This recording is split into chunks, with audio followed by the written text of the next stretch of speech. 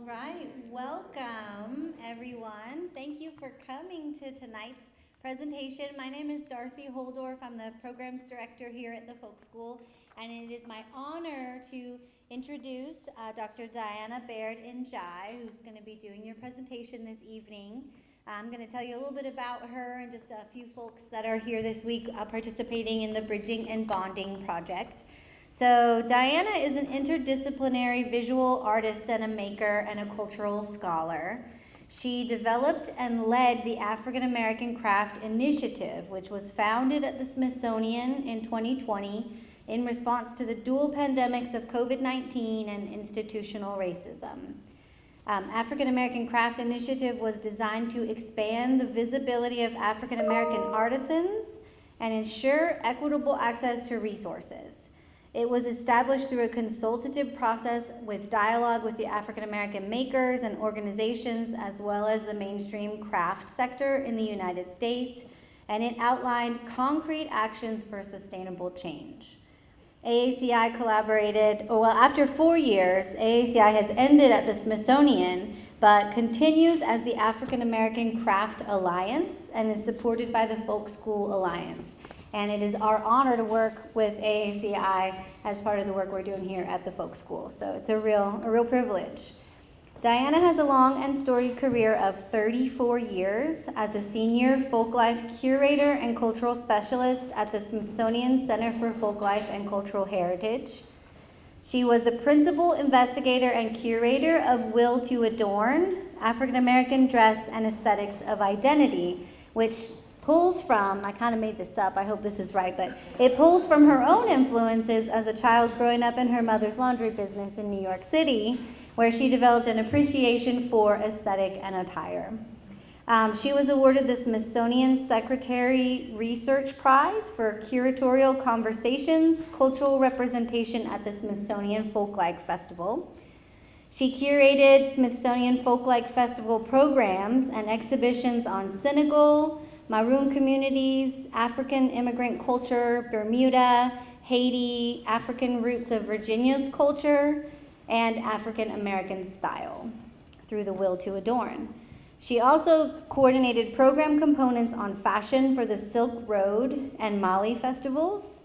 She directed the Smithsonian's participation in the South African National Cultural Heritage Training and Technology Program, which was in partnership with Michigan State University, the Chicago Historical, we got a Michigonian, cool, the Chicago Historical Society, and several South African cultural institutions. She is a fellow of the American Folklore Society, is on the executive board of the Center for Craft in Asheville, and is an advisor for several cultural and humanities institutions, including the John C. Campbell Folk School and UNESCO. So pretty amazing history. Yeah. Thank you. All right, so we're really glad to have Dianna on board in this partnership. Before we turn it over to her to hear about her work and our partnership, I want to recognize a few other folks that are in the room as part of this partnership. We have Camilla Bryce Laporte, who is here. She's a doll maker and an artist working here in our quilting studio. Will be here this week, and we'll also be doing a presentation. I believe it's on Wednesday at 7, right? Yep. And then we've got Julie Dickerson Thompson. Yeah. Also, Fiber Mixed Media Artist is doing work in our quilting studio, and we'll be doing a presentation Tuesday at 4:45. So got lots of great presentations this week. I also want to recognize Ann Miller Woodford, who she's a historian and an author and a really wonderful community organizer who has done a lot of great work for us in planning this week's events and also in planning our Saturday event, which will be a gospel sing and a free community meal. So if y'all are around on Saturday, that's from 11 to 1, and the meal's from 1 to 3. So thank you to everyone who has come together to work on this project, everyone here at the Folk School who has chimed in, and it's just an honor and a privilege. So thank you. Thank you. Oh, thank you. And I have a special thanks to Darcy, who, when I was like exhausted and she's only the last, I said she's a knightess in shining armor because, and just love the folk school, love the staff, love the work that's done here, and feel very much a kindred spirit with all of you who are here who love craft, who love making and recognize how it can be a force for bridging and bonding, which is the title of our program together. So what I thought I would do for the first part of this is to take you back, give you a little bit more of the history of the African American Craft Initiative, now Alliance, and some of the things we've done and some of the things we're hoping for the future. And then in the second half, I wanted to talk about a little bit about the project or one of the projects that I'm doing, and I'm just really so excited to be in residence as an artist here. It's, I feel like for a really long time, I was always an artist and I was always a maker, but I did a lot of the curatorial stuff as my 9 to 5, and like I'm sure many of you here, you know, when you get the chance to do something where it becomes what you love is the main thing that you do, it's just amazing. So I supposedly retired in February, but I retired from the Smithsonian, not from making and not from some of the other projects that really have to be involved with here. So I'm going to put this a little bit down here. So I'm going to show a few slides, and you know who I am. So the African American Craft Initiative was actually a pivot. One of the places that I work a lot is in Senegal, West Africa, and we were working on something called the Crafts of African Fashion. And the Crafts of African Fashion was going to focus on the people who actually make the clothing for African designers. And if you scratch the surface of many African designers, you find out that somebody in their parents was in their family was a dyer or a weaver or made clothes. So you know, they're up in Dakar and London and Paris and Ivory Coast and doing all these things, but they came to this work through family, and I think that's really common for many of us. So the pivot was that when the pandemic hit, we couldn't do that project, but I'd been hearing for years and talked myself about the fact that as African American makers, African American craftspeople, a lot of folks thought that there were very, very few of us out there, and that the making stopped somewhere way, way back when. And actually, there are incredible people. People knew like 5 makers. They knew, and not to take anything away from them, that they may have known Joyce Scott, they may have known Sonia Clark, they may have known, very, very not Richard Simmons. I knew him too, but that's a different PowerPoint. The blacksmith.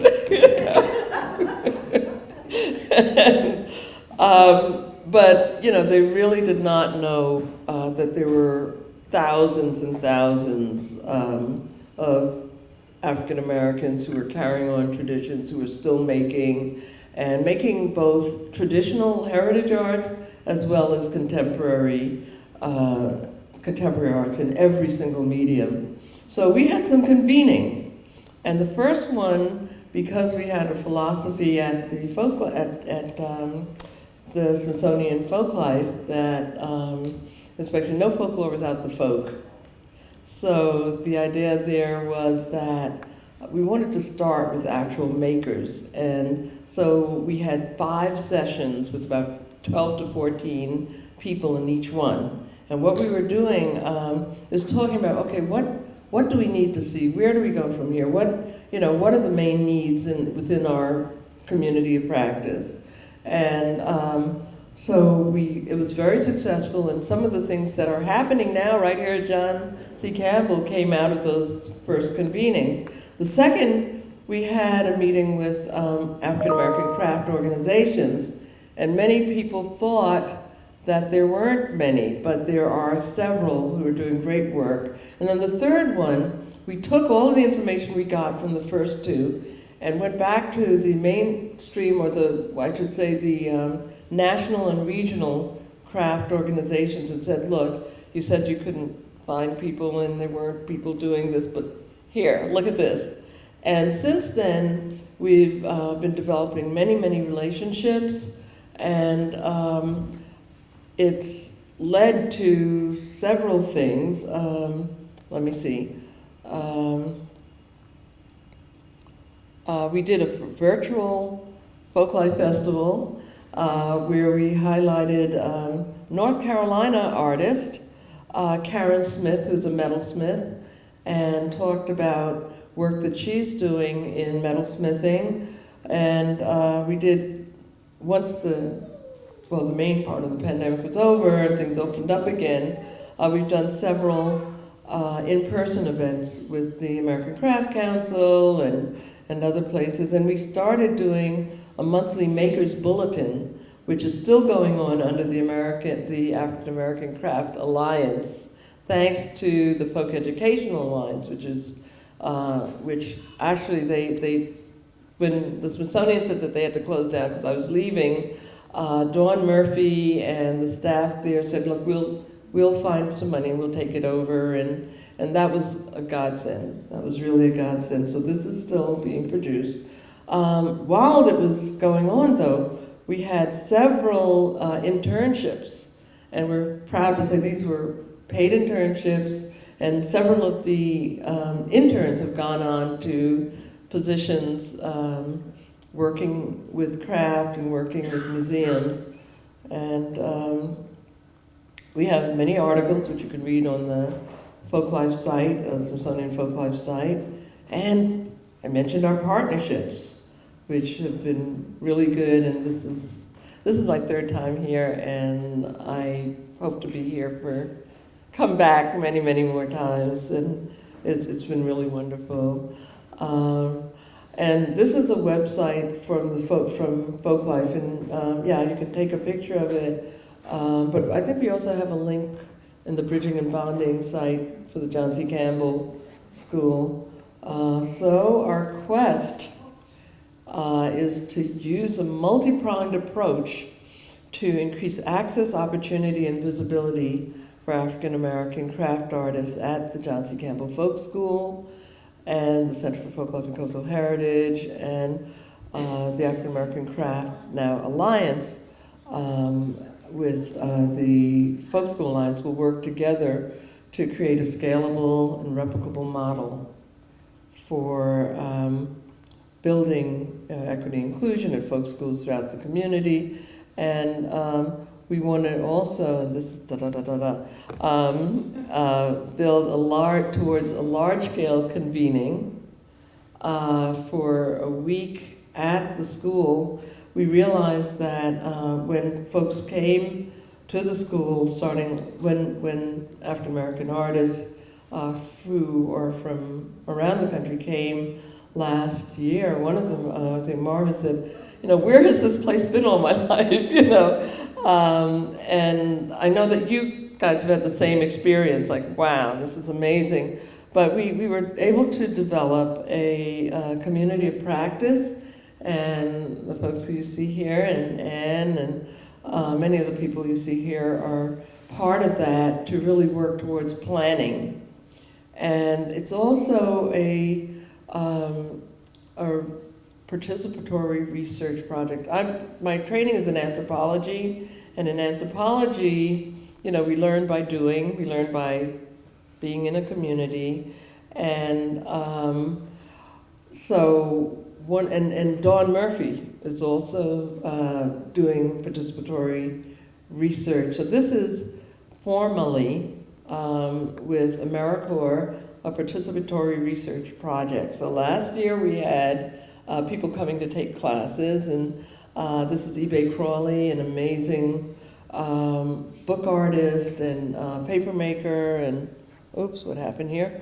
And Elaine Roblet Moore, who is a very accomplished jewelry artist and a teaching artist as well, and Marvin Sin, who works both in North Carolina, lives in North Carolina, but also works all over the country, and now in Ghana, training leather artists in Ghana.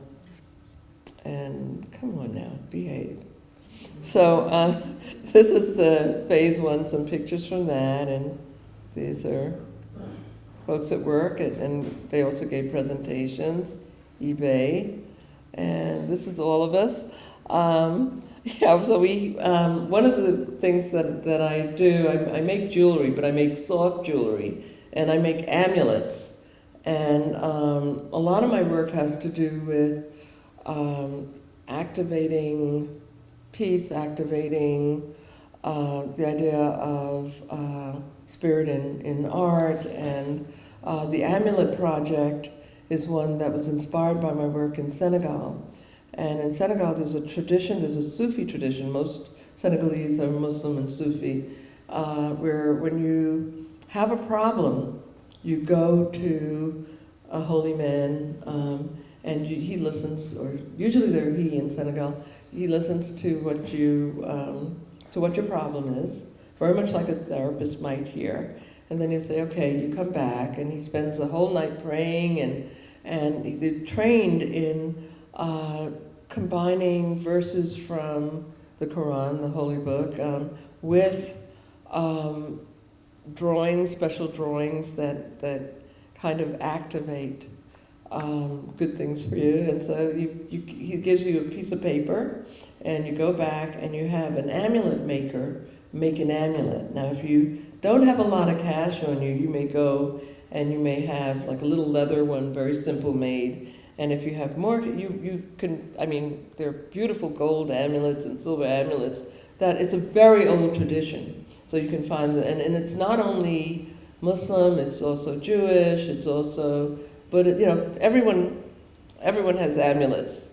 And so I thought I don't pretend to be a holy person, but I do love to make things that make people feel good. So that's it. So here we go. So the aim of our education network, which we talked about with the Campbell's John C. Campbell's staff, to extend the reach of ACA, be a resource for convening, create lasting connections, encourage engagement with local craft communities, and augment the national database of craftspeople. We have about 550 people in our database now. And also be a connector, and that's really, really important. And here, Darcy's already mentioned some of the team of connectors, so that's, and there are more, and we're doing this through the things that I've mentioned, residencies as well as the convenings, and so this is Camilla here, one of the things that we did. And so these are some of the impacts that we hope to see, to grow the students and staff in mutually beneficial ways. So that means all of us. And to create a more diverse and equitable school, to expand opportunities for personal and professional growth, to contribute to creating a less divisive society, and don't we all need that right now, and enrich experience in new friends and colleagues. So learning and exchange, some of the things again that I've mentioned, learning, teaching opportunities, all these kinds of things. So that is what we're doing with the African American Craft Alliance. And I don't know, I'm going to stop and ask whether you have any questions. Yes? So I'm from North Carolina in Chapel Hill and Durham area. Oh, nice. And there is the African American Quilt Circle hope they are involved in this or know about this, but if they aren't, how can they make contacts and become part of this wonderful initiative? They are a very established group who've been meeting for years. Yeah. And we just love their work, so. Great. Well, it's give me their information, and they can also check if they write in African American Craft Alliance, and even as I mentioned, go to the John C. Campbell site. Okay. They'll be able to see that, and there's another site at the Folk Educational Alliance as well they can look at. Thank you so much. Yes. Ah. And, yes. Oh, that's a good question. Well, we are actually nationwide, and so anywhere around, but we would love to get representation from all across the country. I mean, we do right now, somewhat, but you know, there are new organizations being created, there are new events, and so on. So, yeah, it's a big tent. So it's not only contemporary artists, it's also heritage artists, and so we're looking forward to having a really meatier database. Thank you, Ann. Are the sweetgrass basket weavers from down around Charleston? Are they? Yes, definitely, yeah. And when we were putting together the second convening, we invited folks from the Penn Center as well, and Jan. We have some wonderful artists who are not only veteran masters like Mary Jackson and so on, but also the next generation of sweetgrass basket makers who are actually creating sculptures out of the baskets and doing new things with them. But the tradition, keeping those traditions is so important as well, as you all know. So, yeah, thank you. Julie. Can you tell us a little more about the gathering? About The the gathering? gathering. Well, you're going to be one of the planners, so. Okay, well, the gathering, the idea is that we're going to have a week of special activities where the instructors will be from various African American communities, craft communities, and various instructors, and it's during a break. Mm-hmm. It's Next April, and so it'll be the first time that we will be convening in person with both people from the communities, from the database that we gathered, and so it'll be 1 week long, and we'll also be thinking about what kinds of things happen in the future, and so that's all to be determined, but that's where we're going. Thank you. Yes. Do you have any stories, or you witnessed any times when one of the things we all kind of nodded our heads to was breaking down tradition, and your work in this area, you've actually seen that happen between groups? Yeah, well, it's interesting because, first of all, as people have come to visit John C. Campbell, like last year, many of them did not know that the school existed and so on, and it was really, really lovely. I mean, there were instances where I said, well, there are not too many people of color who are at the school right now, and how is this going to work? But, from the artists who came as well as the students who were here, there was just so many great relationships and conversations, and even participating in some of the country dances, the dance culture, and it was just really lovely. I think one of the artists, where at least, the artists I say, oh, well, I don't know how if it will be a safe space, and I have to say that because, many of the contemporary craft schools do not have a lot of diversity. And I've been to many in visiting.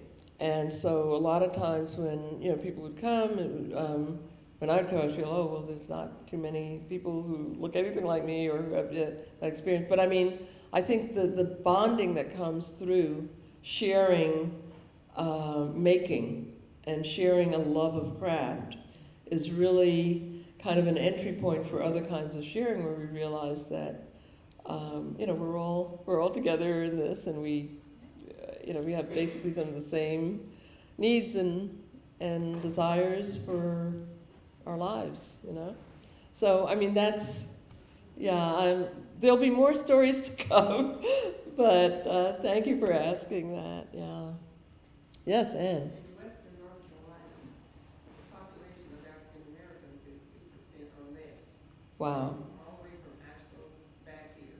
wow, And so one of the most difficult things is to have the people who live here who make, it's important to get them to come out of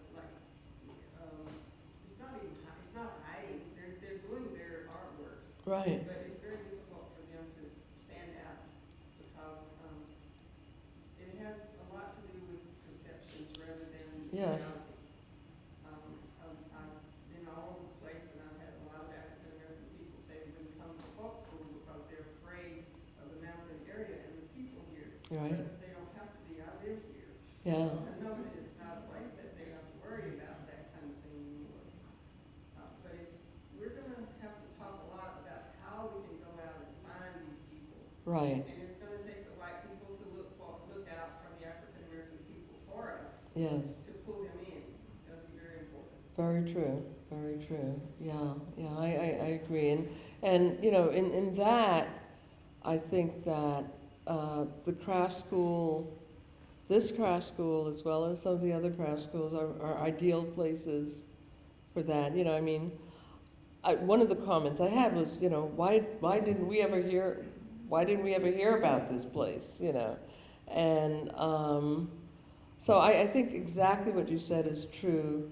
And that, everyone who's here has a role, and those of you who come here many times to, and I would say that the students here have been very, very welcoming. The staff has been very welcoming, and it's a great place for this to happen. So thank you.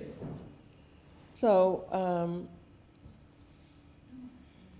as I said, I do a lot of work that everything I do has textiles in it.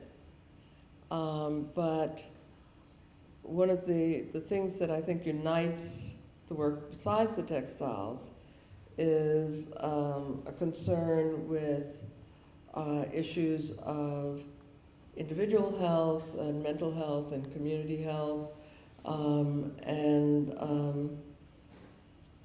anti-violence, anti-gun violence,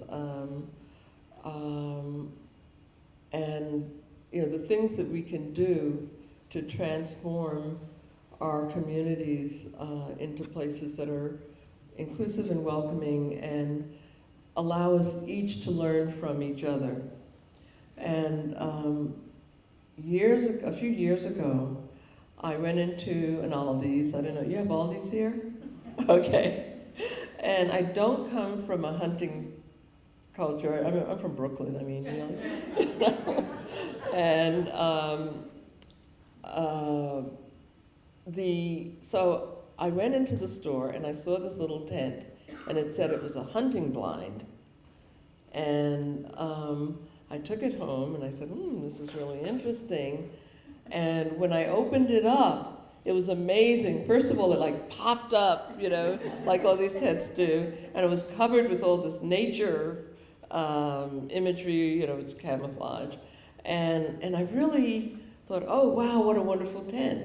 And then reading into what the reason for the tent was, it turned out that a hunting blind is a small portable structure covered with images of foliage to disguise the presence of hunters by blending with their surrounding, used by hunters to kill or do violence to their prey. And I said, wow, what a waste of a beautiful, wonderful tent.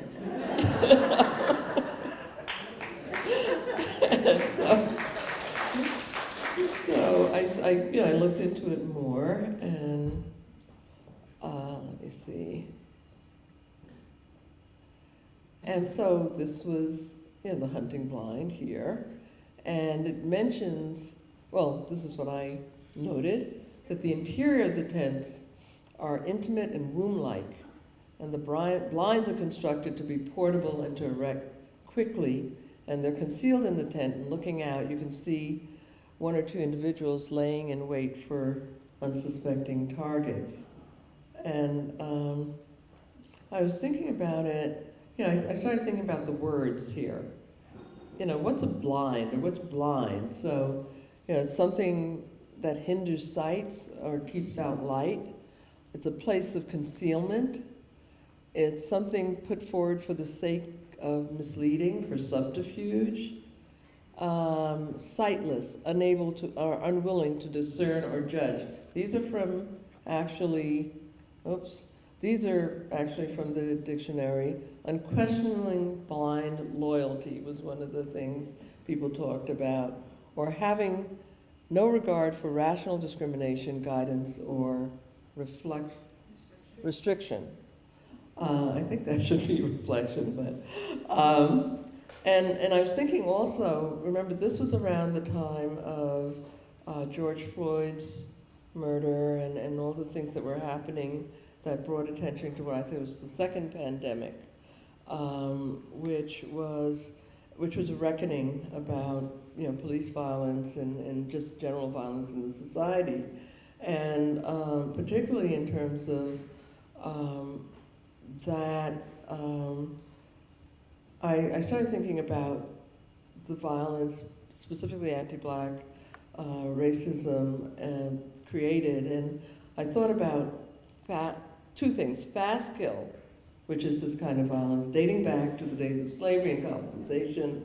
People of color and women have often been the hunted rather than the hunters. The history of kidnappings, captures, imprisonment, and gun violence that began with slavery, unfortunately, continues today. The other part of that is what I call slow kill. And I had two very close relatives, well, my father and my husband both died of prostate cancer. And I thought about, what are some of the causes in our society that create this, and it's the stress, and sometimes the stress includes the stress of being a Black person, a Black male, in a society where with this kind of heritage, and there's also within some communities, there are food deserts and food insecurities and the kind of fast food. So we see a lot of folks who are obese because they're not getting the right food. They may be eating a lot, but they're not getting the nutrients. And the more I think about it, it's something that we all have, because I think that the society, Black people in a sense are the canary in the minefield, but I think that right now, our entire society is in need of healing. And we're not going to be able to heal separately because, like a pandemic, it's not a judger of people. Everybody is subject to the problems that have been created by racism and by the legacy, part of our history. And inadequate access to preventative treatment, nutritional, dental, behavioral services, diminish the resistance to disease, environmentally triggered allergies, asthma, diabetes, hypertension, heart disease. All of these things are things that we're all dealing with, but also the rates tend to be higher in African American communities. So I mentioned the amulets, and I made a 21st century amulet. These were when I was caretaking for my father, and he had a drip, and so this is a 21st century medicine amulet shirt. So mend.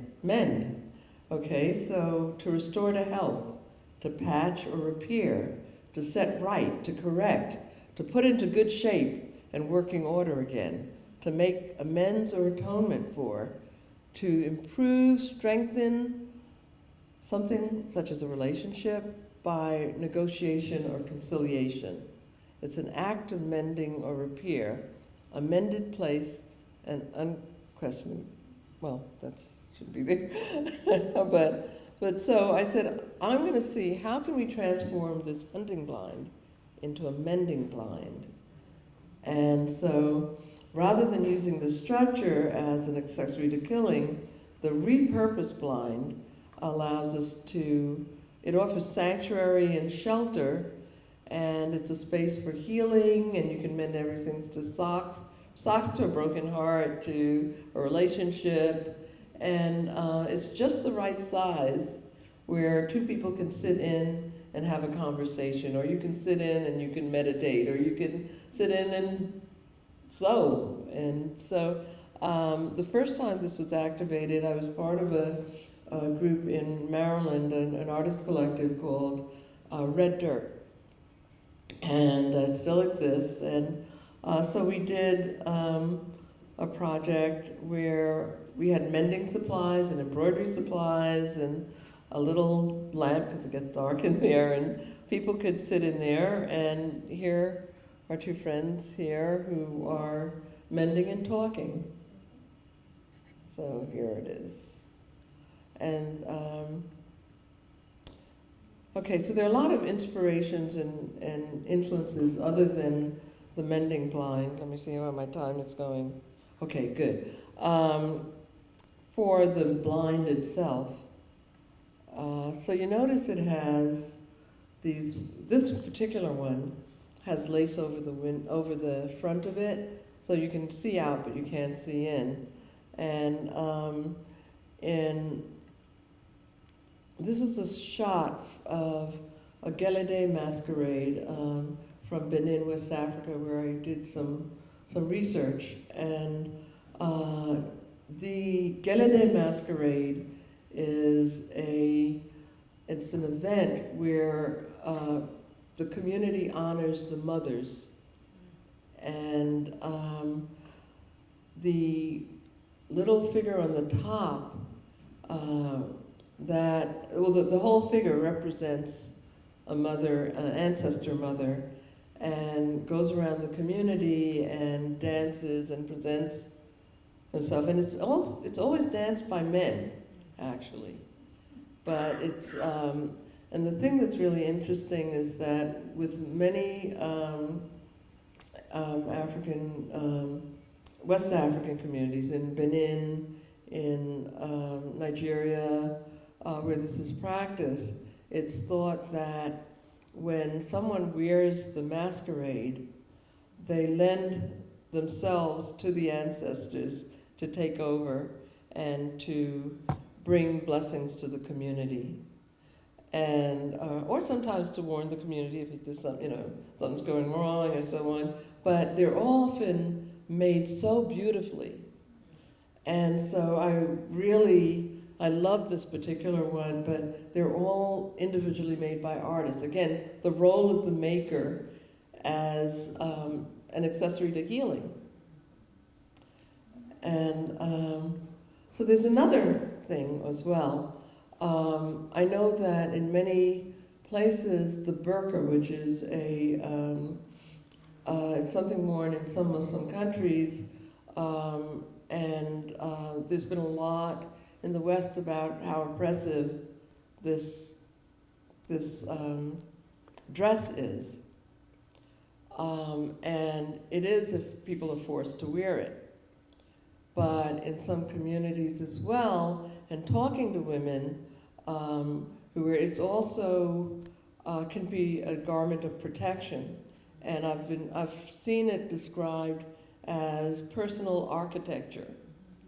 So if you think about it in the same way you think about the mending blind, it's a safe place where people can look out. You see it has the little lace there at the top, where the woman who's wearing it can look out, and she can look out safely. She can feel protected and safe walking in the street, that kind of thing.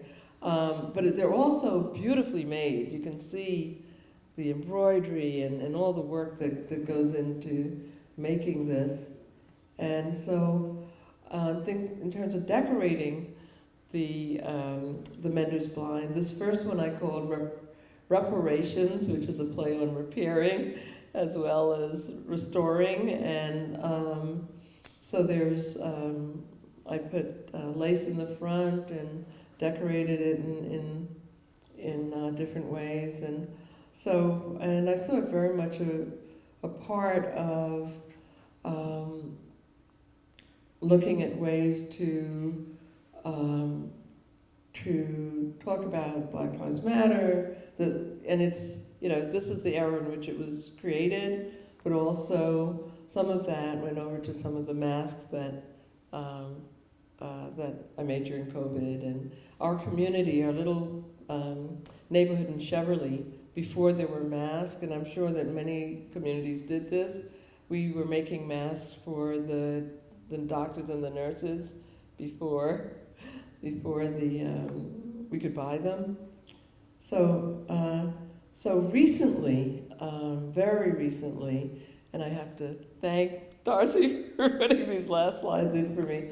I was asked to be a commissioner and a curator for the Dakar Biennale, which is the largest biennale or arts festival of contemporary art in Africa.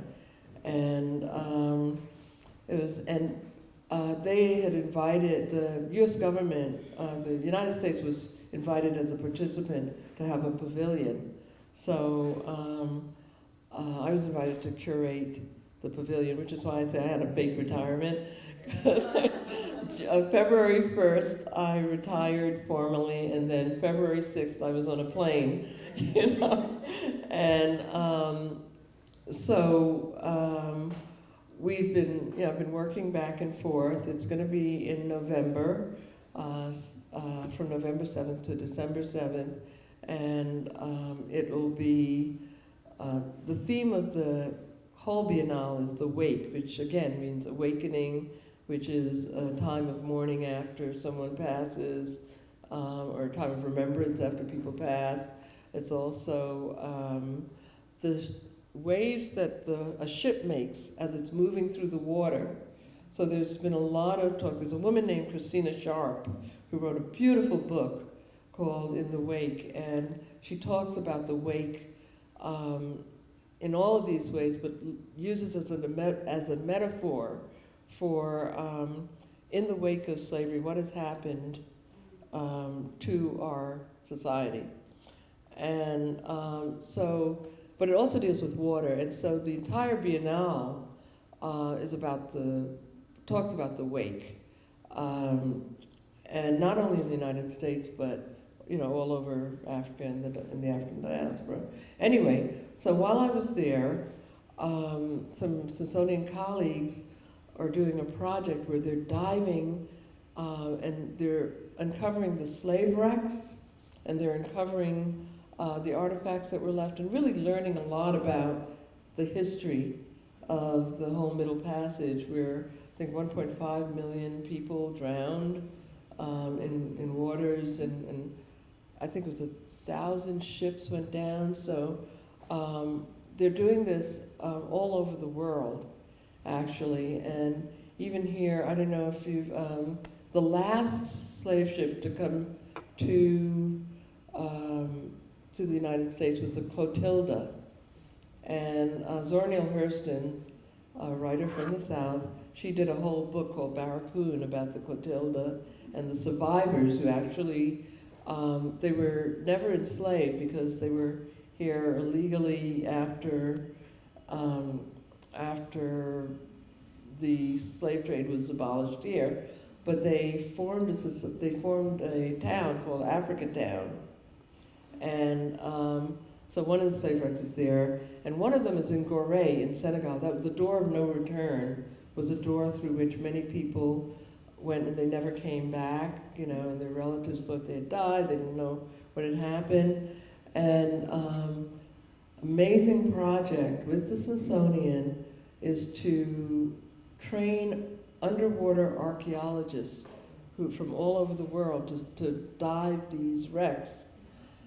And I've been talking to Gabrielle, who's the head of this, about another project, which I'm not going to talk about tonight, about all of the clothing, the fast fashion that ends up on the shores, both in Europe and in Africa. And it's amazing. That's another slideshow, which I'm not going to show you, as I said. But she was saying, wow, well, you know, when we go down to dive, one of the problems we have is that this clothing is all around the shipwreck, and it can even damage the ships. And they've actually lost ships because they've been trying to unravel the fabric. So she thought, well, what a metaphor also, because, you know, the Middle Passage is long over, but there's still people, because of economic circumstances and so on, who are trying to use boats to get to places. And, you know, when they end up drowning, their clothing also, and their molecules and also join with the molecules of people who went over earlier. And so the sea is such a rich graveyard and such a place of, you know, that this project, the Slave Wreck Project, is trying to honor.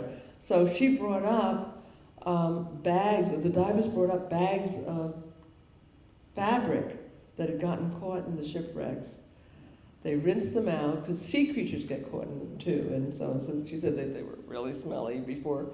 They still smell like salt, but they were, by the time I got them, they had been, you could work with them, basically. And so this is another activation, and I hope to do this more as well. But this is, this gentleman is one of the heads of fisheries in Senegal. And so this is the menders blind here that they did on the fort, in the fort at Gorée. So you can imagine how significant this is. The fort in Gorée, near the door of no return. And as one of the archaeologists said, this is transforming an object of pain into an object of joy. So I'm just going to go through these and show you some of the constructing things. And all this is Gabriella Miller, who's the head of the project. And these are all master's and doctoral level archaeology students from all over the world. I think Grace is from Ivory Coast. And this is the fort you can see in the background. And so this is what they ended up with. And at first I said, oh, how cheesy is this, a smiley face? And that's where she said, yeah, we're transforming this object of pain into an object of smiles and joy. So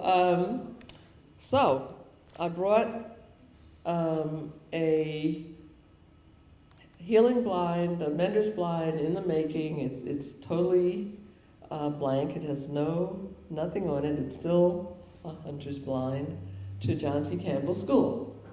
And it's up in our studio, and we hope that during your week here, you will come and add a decoration so that we can create a John C. Campbell's mending blind that'll stay here at the school, and that'll be part of our project of bridging and bonding. And so that's it. So any questions, comments, anything? Thank you so much.